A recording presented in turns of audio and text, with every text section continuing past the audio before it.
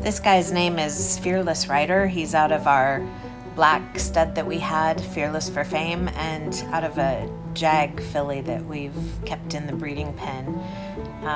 We just got him in this little pen, bringing him from the pasture where all the colts are held, and we're just going to show you how things went with him. So, yeah, we've never had a halter on him, but I've been kind of graining these colts, and they've gotten kind of gentle, and I've been able to rub them and scratch them, but I've never put a halter on them, or they've never been confined much, you know. So this colt's pretty gentle. He kind of snuggled himself up against that fence, and I was able to kind of put the halter on here pretty easy without too much trouble. We have a catch pen, or a gate, a crowding gate that we can put him in if we need to, but you know, we try to select horses that are fairly gentle, and being they were fed for a week or for a month or so, they've gotten pretty well settled. So, and he's kind of got that disposition of Fame anyways. Our black stud is pretty mellow and easygoing. Ryder seems to have a lot of those qualities about him also. When I started working with them on, you know, what I kind of basically want to do is wherever they move, I just kind of go with them, and I don't try to trap them, or I try to avoid anything where I got to kind of trap them. Here he's pawing a little bit, and I'll just wait on him, and I try to position my body to where it kind of helps him, like moving him away from me. I really like that, actually, because you know, when we're riding him, it's all about yielding, and so if they're doing that, they're learning something good. If they let me pet them and be around them, if they offer that, I'll take advantage of that. There's just nothing that's not useful. There he kind of said he had to leave, but instead of trying to block him or force anything on him, I just, you know, you just go ahead, and I'm gonna go right with you. He sometimes in this video he sticks his head in the gate a little bit. He's a little nervous and kind of trying that. He understands that already. He's had his head through the panels farting around on his own, so he knows how to get out easy enough. But it looks a little rough, but it's not too bad. When he paws in the corner like that, you're not trying to discourage him from doing that. You just go ahead and let him work through that on his own. Yeah, I was just kind of waiting on him. Eventually maybe I'd do something about that, but for now it's just, you know, you just go do stuff, and I'm gonna try to get in synchronized with you, and that's kind of what I'm building here, is just him and I being able to do things together. There he sticks his head in the fence, but I don't crowd him or anything like that. I want to have him just take his head out like I'm not there, basically. I'm just waiting on him.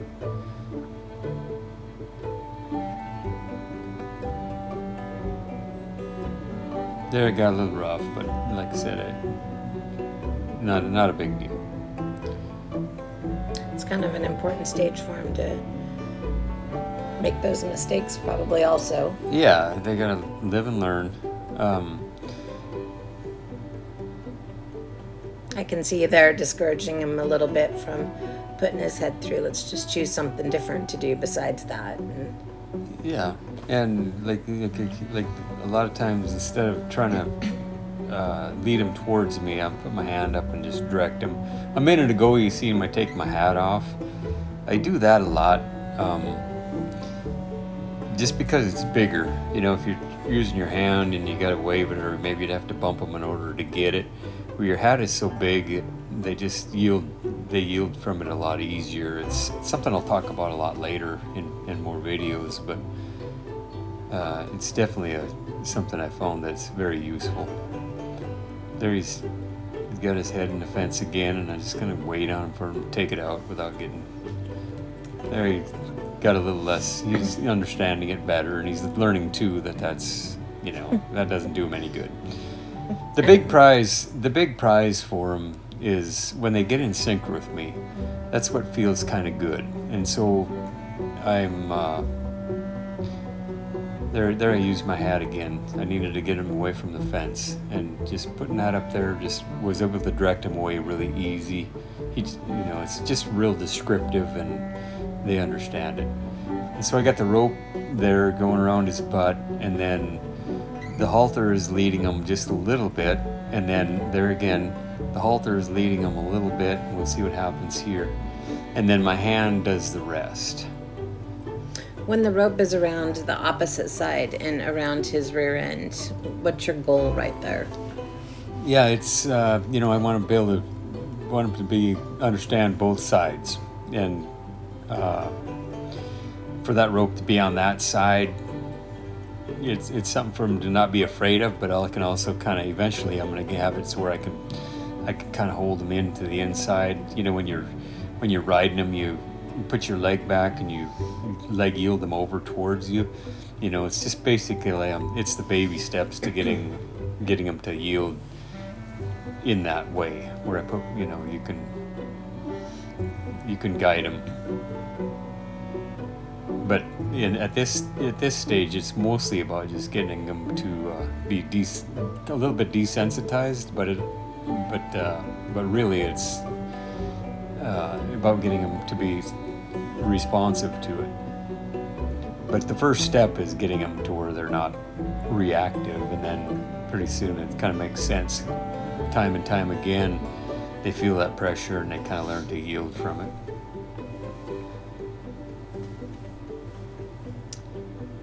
There he got a little excited there a minute ago and kind of run, but I kind of got my body in front of him, so my body was stopping him a little bit, and then the lead rope a little bit, but I didn't have to pull on him very hard. It's another reason I have this little pen here. It keeps them organized, so they don't have too far to go. They don't get too flighty. The wall is going to stop them anyway. And there again, I'm using the rope on one side, doing part of I want him to go one way, and he didn't make it through. No big deal. We'll just start over. You dropped the rope right there. Yeah. If you would have held on to it, you probably would have. Yeah, might have put him in a bit of a bind where that's not what I'm about. You just wait till I'm going to offer this stuff to you, and we're trying to find some synchronization is what I'm trying to get. You're at his hind end a lot.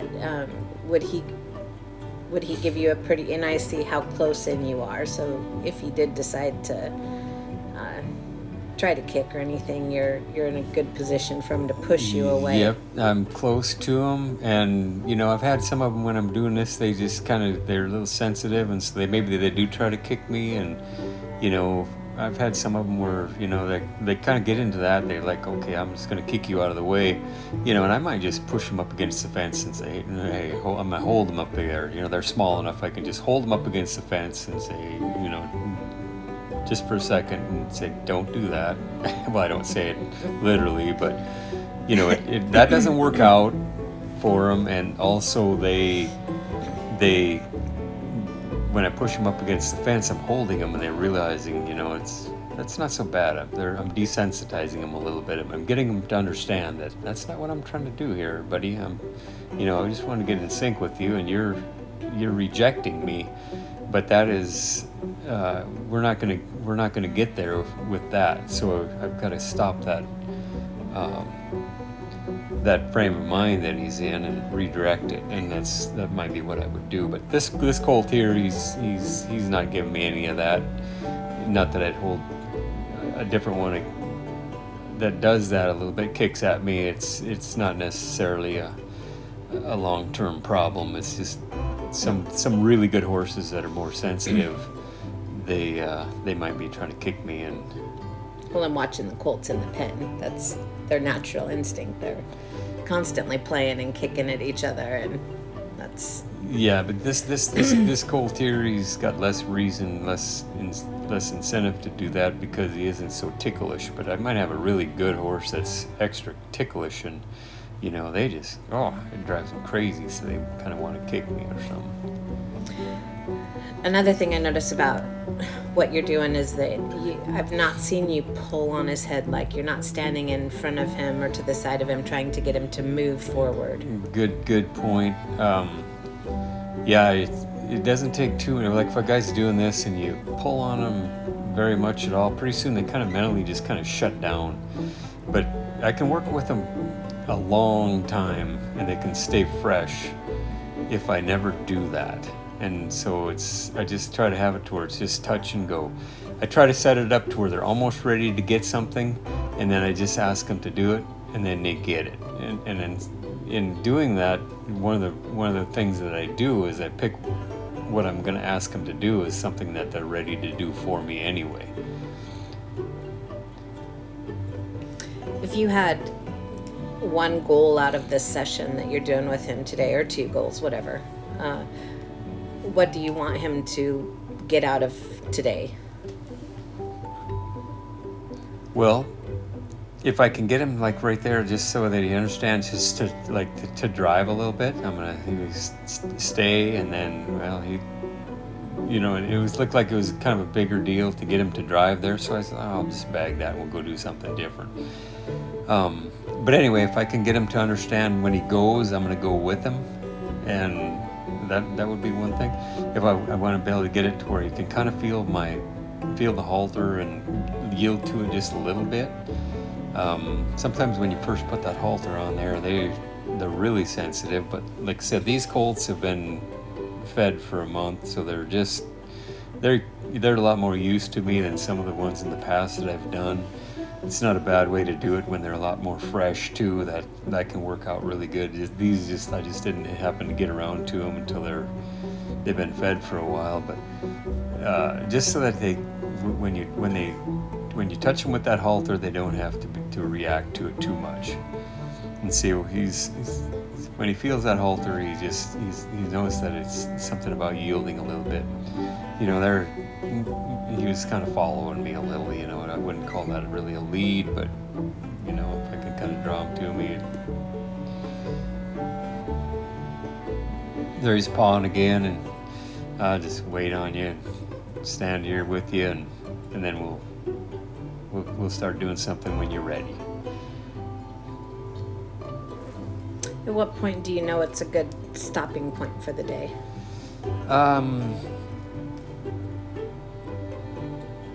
Probably when you call for dinner or something like that. No. When I guess if there's still, I got a little expression I use is the impression they give you, the impression you want. And so if he's kind of in a nice frame of mind where he's kind of picking up what I'm putting down, it's kind of getting the idea what I want him to do, and he's not upset about it. If I started working with them, like sometimes I'll start working with one and they'll be a little high tensile and they'll be just kind of excited about everything. I'll keep working them for quite a bit longer until they get to the point where they're kind of settled and they're feeling, they're doing things in the frame of mind like this horse is right now. And it could go south if I keep working with them. Yeah, he could start getting a little cranky or something like that, and then I'd want to keep on working him until it got good again. But so you got to be careful with that. Sometimes you don't want to open another can of worms and then not have time to get it to come through nice and soft. And like I said, with the impression that they get from the session, if it's not what you wanted, then if they're still upset and you don't have time, you got to quit, then that isn't as good. There, I'm just teaching him to yield from my hand and go from one side. There he yields, took a step over, directing him with my outside pressure there just a little bit. There he goes, and so basically I'm trying to set up a thing where he gets a little puzzled. Move away from this. He's like wondering, what do you want me to do? What do you want me to do? And then he moves, and then the pressure goes away. He gets in sync with me, And so he solves a little puzzle. So when I'm working with him, I kind of work at a rate where I feel like I set up a little search for him. He solves the puzzle, and then I release, and then I do another one. And so I just get, and I'm trying to do lots of puzzles. And if you think about it like that, then you can kind of tell how fast you should be going. If they're not getting the puzzle thing, then, you know, maybe you got to work them in a way to where they kind of want to start searching for it. You know, sometimes they're not ready to do puzzles, so you just got to kind of go with them and go fast with them for a while, or something else. I don't know how to set it up. You know, it's always different. There's a number of ways of doing that. I'll get into it with other videos, but I like to have it to where they're just solving little puzzles. It's fun for them, just like puzzles are fun for people. And there he's come to a place there where it was a good spot to take the halter off, so I just took it off. I must have told you it was dinner time, huh? Yeah, it was dinner time. All right.